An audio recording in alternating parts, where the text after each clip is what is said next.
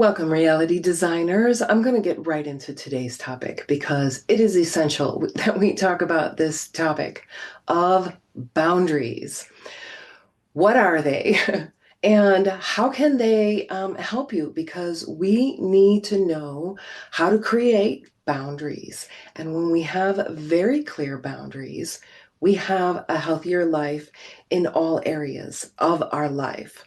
And in today's fast-paced world, seriously, it's so fast. It's amazing how quickly time is just flying. And we lose sight of our own needs and limits.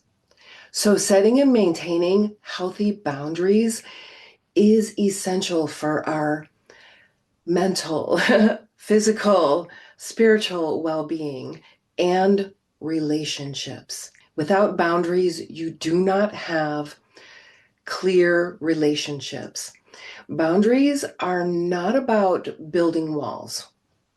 Absolutely not. They're about creating frameworks of self-respect and autonomy. Boundaries define the limits of what we are willing to share with others, how we want to be treated, and how we choose to live. So these are the areas where we want to connect and create those boundaries.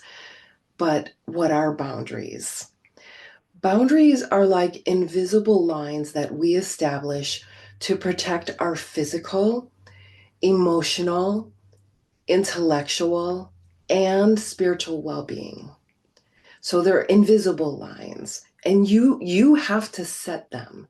If you don't set them, people kind of move in and they see, maybe test where your boundaries are. And by establishing these boundaries, we create where we're willing to go. And each one of us has 7 different boundaries that we need to be aware of. Are you aware of these 7 different boundaries? Well, the first one, growing up in Chicago, I learned very quickly at a very young age, going to family gatherings and stuff like that, that there are 2 topics that you just do not talk about: religion and politics. So these boundaries protect your rights to your own religious or political beliefs. Now, I'm going to say something that many might not agree with, but politics is just another form of religion. If you look at how the egregore is structured, it is an egregore. So ensuring that you are free from pressure, judgment, and shame, those are big ones. Because if you don't align with somebody else's beliefs, they're going to judge and shame you. And this creates just a really icky environment. A healthy boundary for this area means that you can practice your faith and hold your beliefs without that guilt or being forced to conform. And we're going to see more, I think, of this conforming. And if you don't conform, you are shamed. So we saw this through the early 2000s, since 2019. We saw this kind of behavior going on where people who expressed their beliefs or ideas, they were guilted and shamed for not conforming to everyone else. I got to be careful with my words, right? But violations of this occur when other people will pressure you, judge you for your beliefs, or shame you for having those beliefs. So that is a violation of that boundary of religious and political ideas and beliefs. And the next boundary is kind of an obvious one: physical boundaries. When I talk about boundaries, I'm finding that a lot of people, that's the first thing they think of is physical boundaries, putting up walls, putting up boundaries, putting doors, having a hotel room where you can go between rooms, you have open up that boundary. But physical boundaries are a lot of times the first thing we think of. These boundaries relate to your personal space and comfort zone with touch. I know here in the States, we have a very big bubble. Stay out of my bubble. If it's an arm's length, you're too close. But in other countries, because, I've been to Malaysia, I've been to Borneo, I've been to Korea. In other countries, they don't have any problem getting right in your space, especially in very crowded cities where people are right in your space. It's just a normal thing. So these physical boundaries involve communicating your needs around being touched. And remember the principle of J.A.D.E.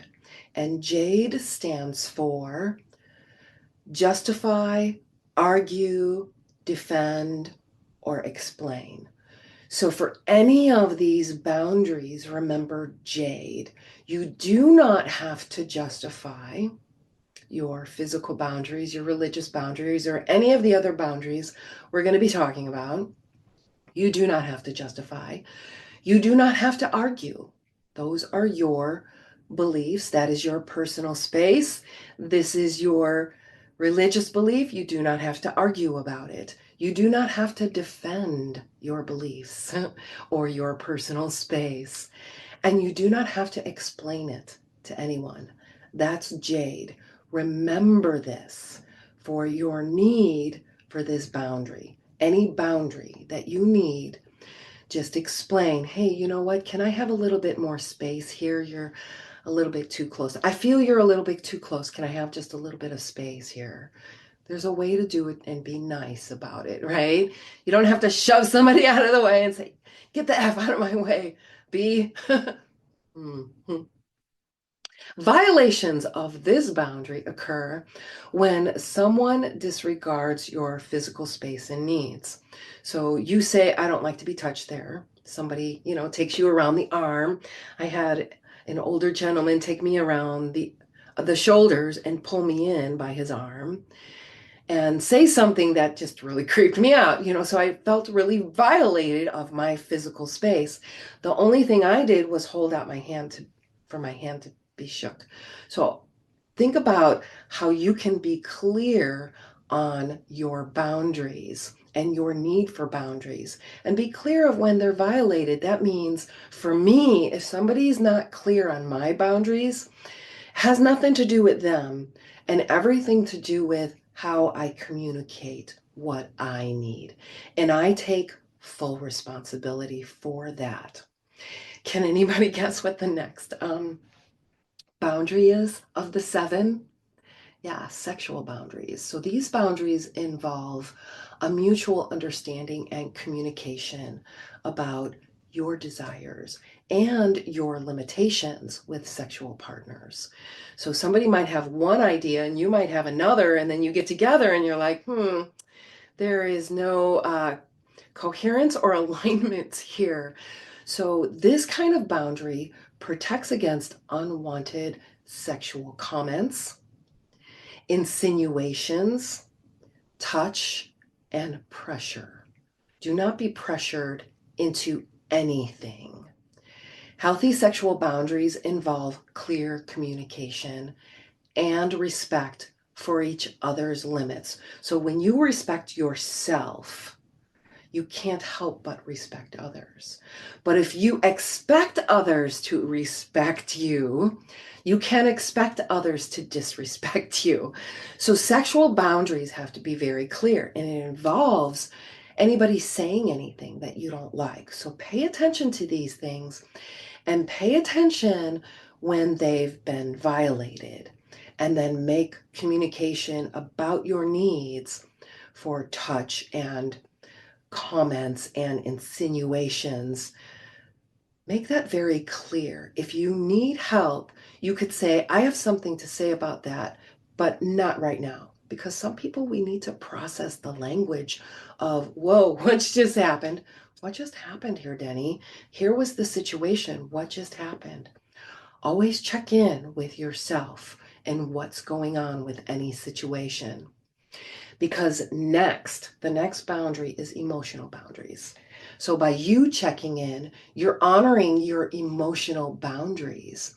And this Emotional boundaries deal with how we share our feelings and, pay attention, how we share our personal information. So emotional boundaries, and they become adaptive. It means deciding what to share with others or reveal more personal information about yourself to get to know someone. So when we first meet someone and somebody's saying, where do you work? Are you married? Do you have kids? Do you have pets? How much money do you make? I mean, do you own your house? I mean, if all these questions are coming at you, I mean, I've actually had people ask me these questions.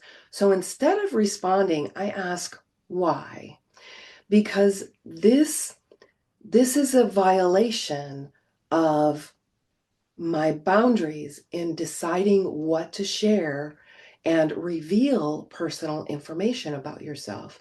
So really think about your emotional boundaries. Are you setting clear boundaries? Do you do exactly what I just demonstrated? Do you ask other people very personal questions? Is maybe a way to get to know them.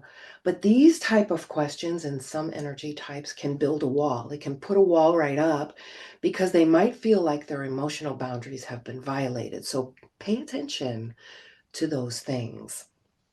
And again, violations occur when another person invalidates your feelings. You know, like, oh, I'm really sad. Oh, don't be sad.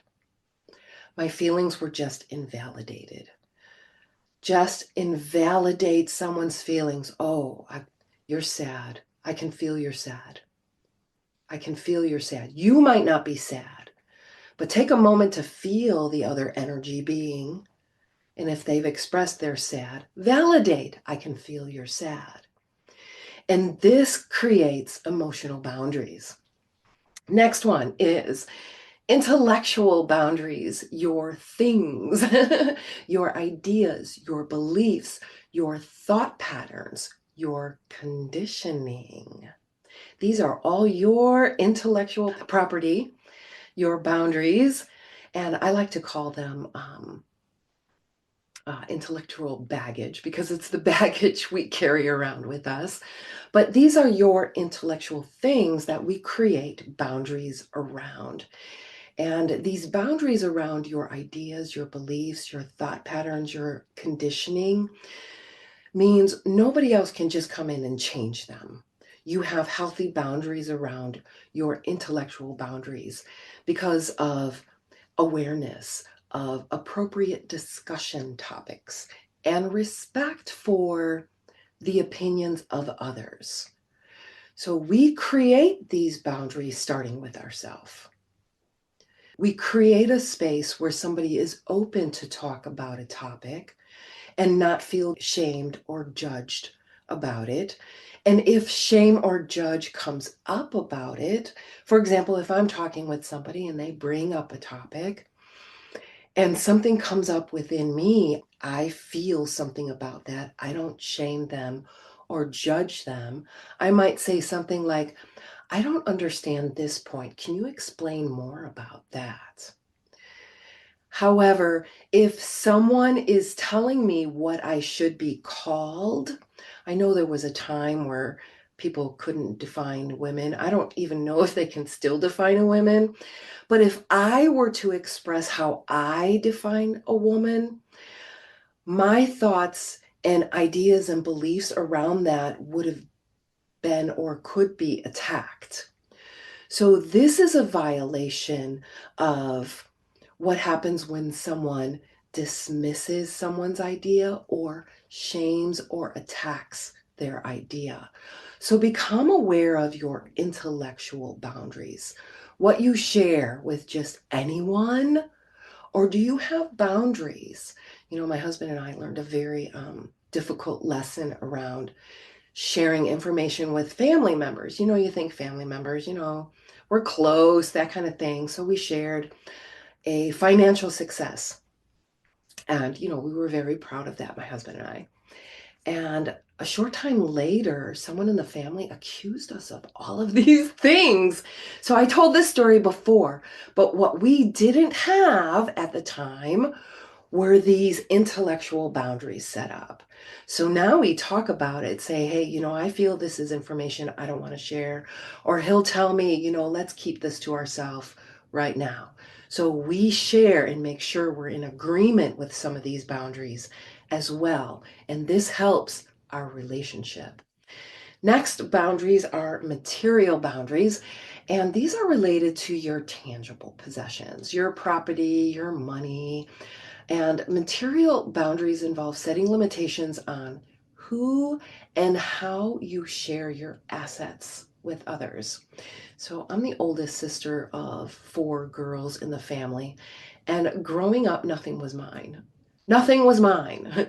My clothes weren't mine. Nothing was mine until I moved out.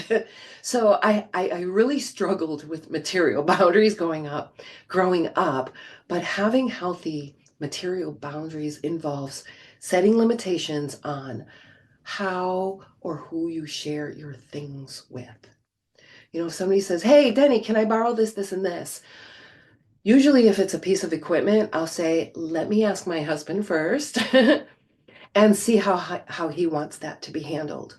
Then the ball is still in our court and they haven't taken any of our material things until we have some kind of agreement set up.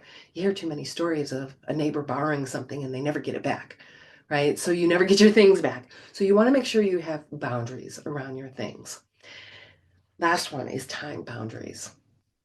They say that time is an illusion, but actually it's one of the dimensions we have to deal with in this time-space reality.